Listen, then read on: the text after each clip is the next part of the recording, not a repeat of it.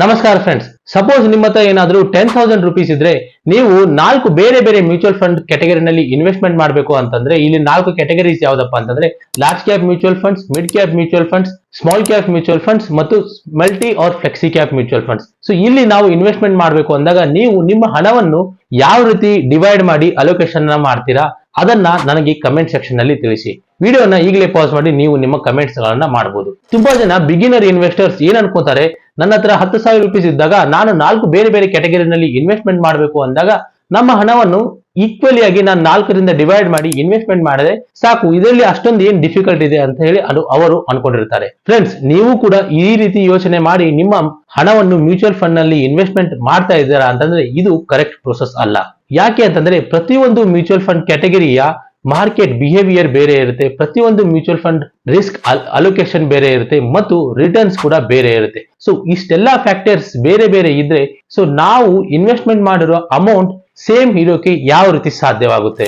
Friends, ನಿಮ್ಗೇನಾದ್ರೂ better returns ಮತ್ತು better risk reward ratio ಬೇಕಾದ್ರೆ ಪ್ರತಿಯೊಂದು ಕ್ಯಾಟಗರಿ ಬಗ್ಗೆ ತಿಳ್ಕೊಳ್ಳೋದು ತುಂಬಾನೇ ಅವಶ್ಯಕತೆ ಆಗಿರುತ್ತೆ. ಸೊ ಇದನ್ನೆಲ್ಲ ನಾನು ಈ ವಿಡಿಯೋದಲ್ಲಿ ನಿಮ್ ಜೊತೆ ಶೇರ್ ಮಾಡ್ತಾ ಇದ್ದೇನೆ. ಸೊ ನೀವೇನಾದ್ರೂ ಫಸ್ಟ್ ಟೈಮ್ ವ್ಯೂವರ್ ಆಗಿದ್ರೆ please subscribe to my channel. Myself Somesh, welcome to Investment with Kannada YouTube channel. Without wasting any time, let's get started. Mutual fund ಗಳಲ್ಲಿ ನಾವು ಯಾವ ಕ್ಯಾಟಗರಿನಲ್ಲಿ ಇನ್ವೆಸ್ಟ್ಮೆಂಟ್ ಮಾಡ್ತೀವಿ ಅನ್ನೋದು ಮೇನ್ಲಿ 2 ಫ್ಯಾಕ್ಟರ್ಸ್ ಮೇಲೆ ಡಿಪೆಂಡ್ ಆಗಿರುತ್ತೆ. First one is investment horizon. ಏನಂತಂದ್ರೆ ನಾವು ನಮ್ಮ ಹಣವನ್ನು ಎಲ್ಲಿವರೆಗೆ ಇನ್ವೆಸ್ಟ್ಮೆಂಟ್ ಮಾಡಿ ಹೋಲ್ಡ್ ಅನ್ನ ಮಾಡ್ತೀವಿ. Second one is risk factor. So risk factor ಏನಪ್ಪಾ ಅಂತಂದ್ರೆ ನಾವು ಇನ್ವೆಸ್ಟ್ಮೆಂಟ್ ಮಾಡಿರೋ ಹಣಕ್ಕೆ ನಾವು ಎಷ್ಟು ರಿಸ್ಕ್ ಅನ್ನ ತೆಗೆದುಕೊಳ್ತಾ ಇದೀವಿ. ಸೊ ಇದು ಆಲ್ರೆಡಿ ನಮ್ಮ ಇನ್ವೆಸ್ಟ್ಮೆಂಟ್ ಹಾರಿಜನ್ ಮೇಲೆ ಡಿಪೆಂಡ್ ಆಗಿರುತ್ತೆ. ಮ್ಯೂಚುವಲ್ ಫಂಡ್ ನಲ್ಲಿ ತುಂಬಾನೇ ಡಿಫರೆಂಟ್ ಕ್ಯಾಟಗರೀಸ್ ಇದಾವೆ, ಬಟ್ ನಾವು ಈ ವಿಡಿಯೋದಲ್ಲಿ ಟಾಪ್ 5 ಫೇಮಸ್ ಕ್ಯಾಟಗರೀಸ್ ಬಗ್ಗೆ ಡಿಸ್ಕಷನ್ ಮಾಡ್ತಾ ಇದ್ದೀವಿ. ಯಾಕೆ ಅಂತಂದ್ರೆ ತುಂಬಾ ಜನ ಮೇಜರ್ಲಿ ಇನ್ವೆಸ್ಟರ್ಸ್ ಈ 5 ಕ್ಯಾಟಗರಿನಲ್ಲೇ ನಮ್ಮ ಹಣವನ್ನ ಇನ್ವೆಸ್ಟ್ಮೆಂಟ್ ಅನ್ನ ಮಾಡ್ತಾರೆ. ಸೊ ನಾವು ಯಾವ ಕ್ಯಾಟಗರಿನಲ್ಲಿ ಡಿಸ್ಕಷನ್ ಮಾಡ್ತಾ ಇದೀವಿ ಅಂತಂದ್ರೆ ಫಸ್ಟ್ ಕ್ಯಾಟಗರಿ ಯಾವ್ದಪ್ಪ ಅಂತಂದ್ರೆ hybrid or balance advantage funds. Second category is large cap mutual funds. Third category is mid cap mutual funds. Fourth is small cap mutual funds, and last category is multi cap or flexi cap mutual funds. So first category hybrid or balance advantage funds. So hybrid ಅಥವಾ balance advantage funds ಅಂತಂದ್ರೆ ಏನು? So ನಿಮ್ಗೆ ಗೊತ್ತಿಲ್ಲ ಅಂತಂದ್ರೆ market ನಲ್ಲಿ mutual funds ಗಳು ನಮ್ಮ ಹಣವನ್ನ ಡೈರೆಕ್ಟ್ ಆಗಿ ಕಂಪನೀಸ್ ಇಕ್ವಿಟಿ ಶೇರ್ಸ್ ಗಳನ್ನ ಪರ್ಚೇಸ್ ಮಾಡುತ್ತೆ. ಸೊ ನಾವೇನು ಇನ್ವೆಸ್ಟ್ಮೆಂಟ್ ಮಾಡ್ತೇವಲ್ಲ ಅದರಿಂದ ಫಂಡ್ ಮ್ಯಾನೇಜರ್ ಕಂಪನೀಸ್ ಗಳ ಶೇರ್ ಗಳನ್ನ ಪರ್ಚೇಸ್ ಮಾಡ್ತಾರೆ. ಸೊ ಡೈರೆಕ್ಟ್ ಆಗಿ ಇಲ್ಲಿ ಹೈಬ್ರಿಡ್ ಅಂತ ನೇಮ್ ಇರೋದ್ರಿಂದ ಇಲ್ಲಿ ನಮ್ಮ ಇನ್ವೆಸ್ಟ್ಮೆಂಟ್ ಕಂಪನಿ ಶೇರ್ಸ್ ಕೂಡ ಇರುತ್ತೆ, ಅಂದ್ರೆ ಇಕ್ವಿಟಿ ಎಕ್ಸ್ಪೋಜರ್ ಕೂಡ ಇರುತ್ತೆ. ಇದರ ಜೊತೆಗೆ ಫಿಕ್ಸ್ಡ್ ಇನ್ಕಮ್ ಬರೋ ತರ ಅಂದ್ರೆ ಲೋ ರಿಸ್ಕ್ ಅಸೆಟ್ಸ್ ನಲ್ಲಿ ಕೂಡ ಫಂಡ್ ಮ್ಯಾನೇಜರ್ ಇನ್ವೆಸ್ಟ್ಮೆಂಟ್ ಅನ್ನ ಮಾಡಿರ್ತಾನೆ. ಲೋ ರಿಸ್ಕ್ ಅಸೆಟ್ಸ್ ಯಾವ್ದಪ್ಪ ಅಂತಂದ್ರೆ ಲೈಕ್ ನಮ್ಮ ಫಿಕ್ಸ್ ಡೆಪಾಸಿಟ್ ಆಗಿರ್ಬೋದು, like debt mutual funds, like debt sections ಗಳಲ್ಲಿ ಇನ್ವೆಸ್ಟ್ಮೆಂಟ್ ಅನ್ನ ಮಾಡಬಹುದು. ಇದನ್ ಬಿಟ್ಟು ಬೇರೆ ಬೇರೆ ಗವರ್ಮೆಂಟ್ ಸೆಕ್ಯೂರಿಟಿಗಳಲ್ಲಿ ಮತ್ತು ಬಾಂಡ್ಸ್ ಗಳನ್ನ ಪರ್ಚೇಸ್ ಮಾಡೋದ್ರಲ್ಲಿ ನಮ್ಮ ಹಣವನ್ನು ಮ್ಯೂಚುವಲ್ ಫಂಡ್ ಮ್ಯಾನೇಜರ್ ಇನ್ವೆಸ್ಟ್ಮೆಂಟ್ ಅನ್ನ ಮಾಡಿರ್ತಾನೆ. ಸೊ ಇಲ್ಲಿ ನಮ್ಗೆ ಇಕ್ವಿಟಿ ಎಕ್ಸ್ಪೋಜರ್ಸ್ ಮತ್ತು ಫಿಕ್ಸ್ಡ್ ಇನ್ಕಮ್ ಎಕ್ಸ್ಪೋಜರ್ ಜಾಸ್ತಿ ಇರೋದ್ರಿಂದ ನಮ್ಗೆ ರಿಸ್ಕ್ ಕಡಿಮೆ ಇರುತ್ತೆ. ಸೊ ನಿಮ್ಮ ಇನ್ವೆಸ್ಟ್ಮೆಂಟ್ ಹಾರಿಜನ್ ಏನಾದರೂ ಲೆಸ್ ದೆನ್ 5 years ಇದ್ರೆ ನಾವು ಈ ಕ್ಯಾಟಗರಿನಲ್ಲಿ ಇನ್ವೆಸ್ಟ್ಮೆಂಟ್ ಅನ್ನ ಮಾಡಬಹುದು. ಸೊ ಇಲ್ಲಿ ಹೈಬ್ರಿಡ್ ಅಥವಾ ಬ್ಯಾಲೆನ್ಸ್ ಅಡ್ವಾಂಟೇಜ್ ಫಂಡ್ಸ್ ಅಂತಂದ್ರೆ ಹೈಬ್ರಿಡ್ ನಲ್ಲಿ ಇಕ್ವಿಟಿ ಎಕ್ಸ್ಪೋಜರ್ ಮತ್ತು ಡೆಟ್ ಎಕ್ಸ್ಪೋಜರ್ ಫಿಕ್ಸ್ ಆಗಿರುತ್ತೆ. But whereas balance advantage fund ಗಳಲ್ಲಿ ಈ ಎಕ್ಸ್ಪೋಜರ್ ಅಂದ್ರೆ ಈ ಅಲೋಕೇಶನ್ ಏನಿರುತ್ತಲ್ಲ it totally depends on the fund manager and the market situation. So market ಏನಾದರೂ ತುಂಬಾ ಓವರ್ ಹೀಟ್ ಆದಾಗ ಅಂದ್ರೆ ತುಂಬಾ ಓವರ್ ವ್ಯಾಲ್ಯೂಯೇಷನ್ ಆದಾಗ ಇಕ್ವಿಟಿ ಎಕ್ಸ್ಪೋಜರ್ ನ ಸ್ವಲ್ಪ ಫಂಡ್ ಮ್ಯಾನೇಜರ್ ಕಡಿಮೆ ಮಾಡ್ತಾನೆ, ಅಥವಾ ಮಾರ್ಕೆಟ್ ನಲ್ಲಿ ಒಳ್ಳೆ ಅಪರ್ಚುನಿಟಿ ಬಂದಾಗ ಫಂಡ್ ಮ್ಯಾನೇಜರ್ ತನ್ನ ಇನ್ವೆಸ್ಟ್ಮೆಂಟ್ ಗಳನ್ನ ಇಕ್ವಿಟಿ ಸೆಕ್ಷನ್ ಗಳಲ್ಲಿ ಎಕ್ಸ್ಪೋಸ್ ಮಾಡ್ತಾನೆ. ಸೊ ಈ ರೀತಿ ಬ್ಯಾಲೆನ್ಸ್ ಅಡ್ವಾಂಟೇಜ್ ಫಂಡ್ ಗಳಲ್ಲಿ ಫಂಡ್ ಮ್ಯಾನೇಜರ್ ಕಡೆ ಕಂಟ್ರೋಲ್ ಇರುತ್ತೆ. ಬಟ್ ಹೈಬ್ರಿಡ್ ಮ್ಯೂಚುವಲ್ ಫಂಡ್ಸ್ ಗಳಲ್ಲಿ ಈ ರೀತಿ ಕಂಟ್ರೋಲ್ ಏನಿರೋದಿಲ್ಲ, ನಮ್ಮ ಅಲೋಕೇಶನ್ ಫಿಕ್ಸ್ ಆಗಿರುತ್ತೆ. ಸೊ ಪರ್ಸನಲಿ ನನಗೆ ಬ್ಯಾಲೆನ್ಸ್ ಅಡ್ವಾಂಟೇಜ್ ಮ್ಯೂಚುವಲ್ ಫಂಡ್ಸ್ ಒಳ್ಳೇದನ್ಸುತ್ತೆ. ಸೊ ನಾವು ಇಲ್ಲಿ ರಿಟರ್ನ್ಸ್ ಅನ್ನ ನೋಡೋಕೆ ಹೋದ್ರೆ we can expect post tax 9 to 11% of returns. ಯಾಕೆ ಅಂತಂದ್ರೆ ಇಲ್ಲಿ ಮಿನಿಮಮ್ ರಿಸ್ಕ್ ಇರೋದ್ರಿಂದ ನಾವು ಇಷ್ಟು ರಿಟರ್ನ್ಸ್ ಅನ್ನ ನಾವು ಎಕ್ಸ್ಪೆಕ್ಟ್ ಅನ್ನ ಮಾಡಬಹುದು. But good balance advantage funds in the last 5 year ಅವು ಮಿನಿಮಮ್ ಲೈಕ್ 13 to 14% ರಿಟರ್ನ್ಸ್ ಕೂಡ ಕೊಟ್ಟಿದೆ. So second category is large cap mutual funds. So friends, ನಿಮ್ಮ ಇನ್ವೆಸ್ಟ್ಮೆಂಟ್ ಹಾರಿಜನ್ ಏನಾದರೂ ಮೋರ್ ದೆನ್ 5 years ಇದ್ರೆ ನೀವು ಈ ಫಂಡ್ಸ್ ಗಳಲ್ಲಿ ಇನ್ವೆಸ್ಟ್ಮೆಂಟ್ ಅನ್ನ ಮಾಡಬಹುದು. ಸೊ ಈ ಫಂಡ್ಸ್ ಬ್ಯಾಲೆನ್ಸ್ ಮತ್ತು ಹೈಬ್ರಿಡ್ ಮ್ಯೂಚುವಲ್ ಫಂಡ್ಸ್ ಗಿಂತ ಸ್ವಲ್ಪ ಹೈ ರಿಸ್ಕ್ ಅನ್ನ ತೆಗೆದುಕೊಳ್ಳುತ್ತೆ. ಬಟ್ ನಾವು ಪ್ಯೂರ್ ಇಕ್ವಿಟಿ ಫಂಡ್ಸ್ ಗಳನ್ನು ನಾವು ನೋಡಿದಾಗ ಎಲ್ಲಕ್ಕಿಂತ ಕಡಿಮೆ risk large cap mutual funds ಗಳಲ್ಲಿ ಇರುತ್ತೆ. So large cap mutual funds ಗಳಲ್ಲಿ ಏನ್ ಮಾಡುತ್ತಾರೆ ಅಂತಂದ್ರೆ based on the market capitalisation, ಅಂದ್ರೆ ನಮ್ಮ ಭಾರತದ ಸ್ಟಾಕ್ ಎಕ್ಸ್ಚೇಂಜ್ ನಲ್ಲಿ ಟಾಪ್ 100 ಕಂಪನಿಗಳಲ್ಲಿ ನಮ್ಮ ಹಣವನ್ನ ಫಂಡ್ ಮ್ಯಾನೇಜರ್ ಇನ್ವೆಸ್ಟ್ಮೆಂಟ್ ಅನ್ನ ಮಾಡ್ತಾನೆ.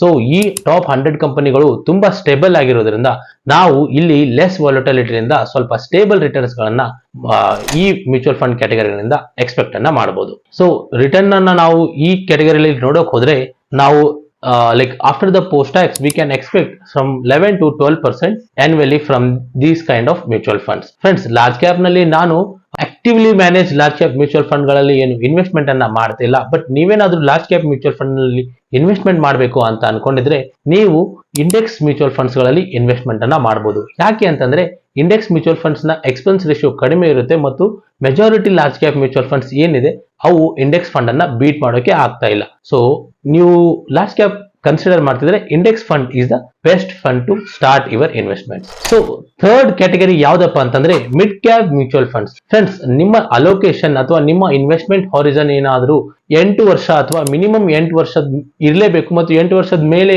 ನಿಮ್ಮ ಇನ್ವೆಸ್ಟ್ಮೆಂಟ್ ಹಾರಿಜನ್ ಇದ್ರೆ ನೀವು ಮಿಡ್ ಕ್ಯಾಪ್ ಮ್ಯೂಚುವಲ್ ಫಂಡ್ ಗಳಲ್ಲಿ ಇನ್ವೆಸ್ಟ್ಮೆಂಟ್ ಅನ್ನ ಮಾಡಬಹುದು. Comparatively large cap, mid cap ಸ್ವಲ್ಪ ಹೈ ರಿಸ್ಕ್ ಅನ್ನ ತೆಗೆದುಕೊಳ್ಳುತ್ತೆ. ಯಾಕೆ ಅಂತಂದ್ರೆ ಇಲ್ಲಿ ಮಿಡ್ ಕ್ಯಾಪ್ ಅಂದ್ರೆ ಫ್ರಮ್ 101 to 250 ರ್ಯಾಂಕ್ ವರೆಗೂ ಎಷ್ಟು ಕಂಪನೀಸ್ ಬರುತ್ತಲ್ಲ ಮಿಡ್ ಕ್ಯಾಪ್ ಗಳಲ್ಲಿ, ಆ ಕಂಪನಿಗಳಲ್ಲಿ ನಮ್ಮ ಹಣ ಇನ್ವೆಸ್ಟ್ಮೆಂಟ್ ಅನ್ನ ಮಾಡ್ತಾರೆ.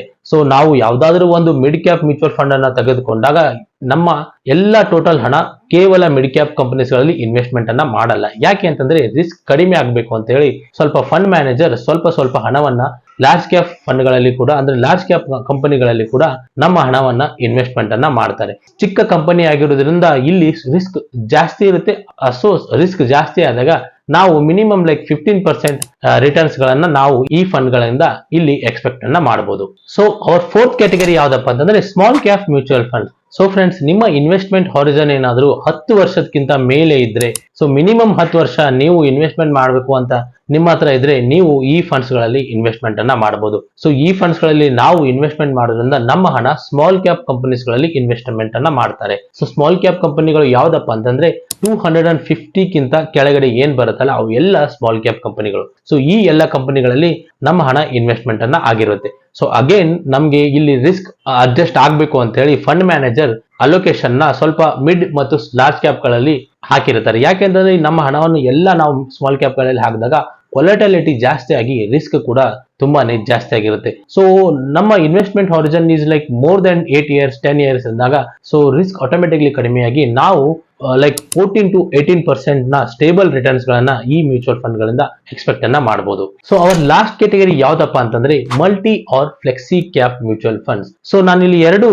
ಫಂಡ್ಸ್ ಗಳನ್ನ ಮಿಕ್ಸ್ ಮಾಡಿ ನಿಮ್ಗೆ ಶೇರ್ ಮಾಡ್ತಾ ಇದ್ದೇನೆ. ಸೊ ಈ ಕ್ಯಾಟಗರಿ ಯಾವ ರೀತಿ ಅಂತಂದ್ರೆ ಒಂಥರ ಇದು ಕಾಕ್ಟೇಲ್ ಇದ್ದಂಗೆ. ಸೊ ಎಲ್ಲವನ್ನ ಮಿಕ್ಸ್ ಮಾಡಿ ನಾವು ನಮ್ಮ ಹಣವನ್ನು ಇನ್ವೆಸ್ಟ್ಮೆಂಟ್ ಮಾಡಿದಾಗ ನಮ್ದು ಹಣ ಪ್ರತಿಯೊಂದು ಲಾರ್ಜ್ ಕ್ಯಾಪ್, ಮಿಡ್ ಕ್ಯಾಪ್ ಮತ್ತು ಸ್ಮಾಲ್ ಕ್ಯಾಪ್ ಗಳಲ್ಲಿ ಈಕ್ವಲಿ ಆಗಿ ಡಿವೈಡ್ ಆಗಿ ಅದು ನಮ್ ಇನ್ವೆಸ್ಟೆಡ್ ಆಗಿರುತ್ತೆ. So multi cap mutual funds ಏನ್ ಮಾಡುತ್ತೆ ಅಂತಂದ್ರೆ ಮಲ್ಟಿ ಕ್ಯಾಪ್ ನಲ್ಲಿ ಅಲೋಕೇಶನ್ ಫಿಕ್ಸ್ ಇರುತ್ತೆ. ಅಂದ್ರೆ 50% large cap, 25% mid and 25% small cap. So ನಾವು ಯಾವ ಹಣವನ್ನು ಹಾಕ್ತೀವಲ್ಲ ಅದು ಫಿಕ್ಸ್ ಆಗಿ ಆ ರೀತಿಯಾಗಿ ಡಿವೈಡ್ ಆಗಿ ಹೋಗ್ತಾ ಇರುತ್ತೆ. ಸೊ ಇದನ್ನೆಲ್ಲ ಫಂಡ್ ಮ್ಯಾನೇಜರ್ ಟೇಕ್ ಕೇರ್ ಮಾಡ್ತಾರೆ. But where flexi cap mutual funds ಆ ತರ ಅಲ್ಲ. ಸೊ ಇಲ್ಲಿ ಯಾವುದೇ ರೀತಿಯ ಅಲೋಕೇಶನ್ ಮೇಲೆ ರಿಸ್ಟ್ರಿಕ್ಷನ್ ಇಲ್ಲ. ಸೊ ನಾವು ಎಷ್ಟು ದುಡ್ಡನ್ನ ಹಾಕ್ತೀವಿಲ್ಲ based on the fund manager, based on the market condition, fund manager ಯಾವ ರೀತಿ ಚೂಸ್ ಮಾಡ್ತಾನಲ್ಲ ಆ ತರ ನಮ್ಮ ಹಣ ಡಿವೈಡ್ ಆಗುತ್ತೆ. ಸೊ ಅಗೇನ್ ಇಲ್ಲಿ ಇನ್ವೆಸ್ಟ್ಮೆಂಟ್ ಹಾರಿಜನ್ ಅಂತ ಬಂದಾಗ ನಾವು ಮೋರ್ ದೆನ್ 5 years ಕನ್ಸಿಡರ್ ಮಾಡಬಹುದು. ಬಟ್ ಕಂಪ್ಯಾರಿಟಿವ್ಲಿ ನಮ್ಗೆ ಈ category large cap mutual fund ಗಿಂತ ಸ್ವಲ್ಪ ಬೆಟರ್ ರಿಟರ್ನ್ಸ್ ಗಳನ್ನ ನಾವು ಈ ಫಂಡ್ ಗಳಿಂದ ಎಕ್ಸ್ಪೆಕ್ಟ್ ಅನ್ನ ಮಾಡಬಹುದು. ಫ್ರೆಂಡ್ಸ್, ಈ ಎಲ್ಲ 5 ಕ್ಯಾಟಗರಿಗಳು based on the risk factor ಮತ್ತು ಇನ್ವೆಸ್ಟ್ಮೆಂಟ್ ಹಾರಿಜನ್ ಮೇಲೆ ಡಿಪೆಂಡ್ ಆಗಿರುತ್ತೆ. ಸೊ ನಾನು ವಿಡಿಯೋ ಸ್ಟಾರ್ಟ್ ಮಾಡೋದ್ ಮುಂಚೆ ನಾನು ಒಂದು ಪ್ರಶ್ನೆಯನ್ನ ಕೇಳಿದೆ, ನಮ್ಮ ಹತ್ರ 10,000 ರೂಪೀಸ್ ಇದ್ರೆ ನಾವು ಯಾವ ರೀತಿ ಇನ್ವೆಸ್ಟ್ಮೆಂಟ್ ಅನ್ನ ಮಾಡ್ತೀವಿ ಅಂತ. ಸೊ ಅದೇ ಪ್ರಶ್ನೆನ ನನಗೆ ಕೇಳಿದ್ರೆ ನಾನು ನನ್ನ ಹಣವನ್ನ ಲಾರ್ಜ್ ಕ್ಯಾಪ್ ನಲ್ಲಿ 3,500, ಮಿಡ್ ಕ್ಯಾಪ್ ನಲ್ಲಿ 2,500 ಮತ್ತು ಸ್ಮಾಲ್ ಕ್ಯಾಪ್ ನಲ್ಲಿ 1,500 ಮತ್ತು ಮಲ್ಟಿ ಆರ್ ಫ್ಲೆಕ್ಸಿ ಕ್ಯಾಪ್ ನಲ್ಲಿ 2,500 ರೂಪೀಸ್ ಈ ರೀತಿ ಡಿವೈಡ್ ಮಾಡಿ ನನ್ನ ಇನ್ವೆಸ್ಟ್ಮೆಂಟ್ ಅನ್ನ ಸ್ಟಾರ್ಟ್ ಮಾಡ್ತೇನೆ. ಸೊ ಇದು ಒಂದು ಹಾರ್ಡ್ ಅಂಡ್ ಫಾಸ್ಟ್ ರೂಲ್ ಏನಲ್ಲ. ಸೊ ನೀವು ನಿಮ್ಮ ರಿಸ್ಕ್ ಅಲೋಕೇಶನ್ ಮತ್ತು ಇನ್ವೆಸ್ಟ್ಮೆಂಟ್ ಹಾರಿಜನ್ ನ ತಿಳ್ಕೊಂಡು ನೀವು ನಿಮ್ಮ ಮ್ಯೂಚುವಲ್ ಫಂಡ್ ಕ್ಯಾಟಗರಿನ ಚೂಸ್ ಮಾಡಬಹುದು. ನಿಮ್ಗೆ ಯಾವ್ದು ಸೂಟಬಲ್ ಅನ್ಸುತ್ತಲ್ಲ ಅದನ್ನ ನೀವು ಚೂಸ್ ಮಾಡಿ ನಿಮ್ಮ ಇನ್ವೆಸ್ಟ್ಮೆಂಟ್ ಅನ್ನ ಸ್ಟಾರ್ಟ್ ಮಾಡಬಹುದು. ಫ್ರೆಂಡ್ಸ್, ಈ ವಿಡಿಯೋ ನಿಮ್ಗೆ ಹೆಲ್ಪ್ಫುಲ್ ಅನ್ಸಿದ್ರೆ ಪ್ಲೀಸ್ ಲೈಕ್ ಮಾಡಿ ನನಗೆ ತಿಳಿಸಿ. ಪ್ಲೀಸ್ ಚಾನೆಲ್ ಅನ್ನ ಸಬ್ಸ್ಕ್ರೈಬ್ ಮಾಡೋದನ್ನ ಮರಿಬೇಡಿ. And I will see you in the next video and thanks for watching.